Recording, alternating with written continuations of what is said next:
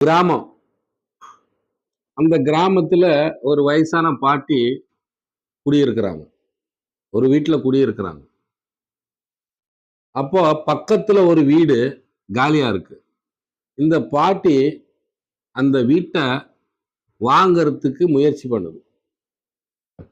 விலை கம்மியா வாங்கறதுக்கு முயற்சி பண்ணுது.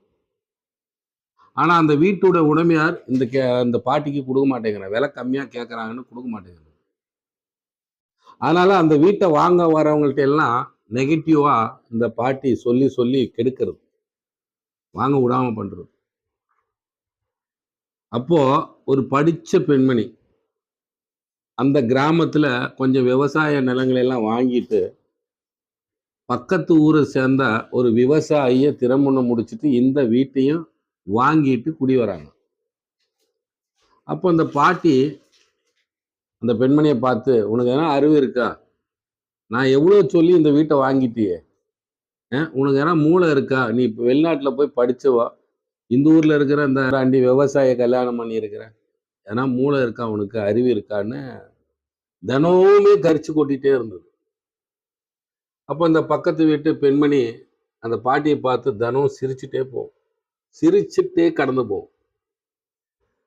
அப்போ இந்த பாட்டிக்கு வெறுப்பாய் போச்சு. என்னடா இது இவ்வளோ இவ்வளோ திட்டியும் இவ்வளோ சொல்லியும் அதுக்கு சூடு சோறுலயே இல்லையே, அதுக்கு அவருக்கு கவலையே இல்லையே, நம்மளுக்கு ஒரே டென்ஷனா இருக்கு, என்ன காரணம் அப்படின்னு அந்த பெண்மணி வரும்போது ஒரு நாள், நில்லுமா, நான் வீடு வாங்காத என்ன வாங்கிட்டேன், அந்த பையன் காட்டு மிராண்டி பையனை திருமணம் முடிக்காத என்ன முடிச்சுட்ட, இந்த விவசாயம் பண்ணாத என்ன நீ பண்ற, என்ன காரணம்? நான் சிரிச்சுட்டே போற, நீ சிரிச்சுட்டே போற, அதுக்கு என்ன காரணம்?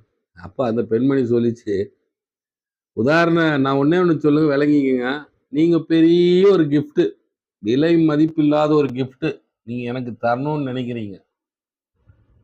நான் வாங்கிட்டேன்னா அது எனக்கு சொந்தம் இல்லையா? நான் வாங்கலைன்னா அது உங்களுக்கு தான் சொந்தம். அதே மாதிரி தான் நீங்க இவ்வளவு நாளும் சொன்னதும் பேசுனதெல்லாம் நான் வாங்கவே இல்லை. அது உங்களுக்கு சொந்தம். உங்க நிம்மதி தான் போயிட்டு இருக்கு தவிர நான் சந்தோஷமா தான் இருக்கிறேன். வருடங்களான போயிட்டே இருந்தது. இதான் உண்மை. இப்படி எல்லாரும் நினைச்சீங்கன்னா மன நிம்மதி நல்லா இருக்கும்.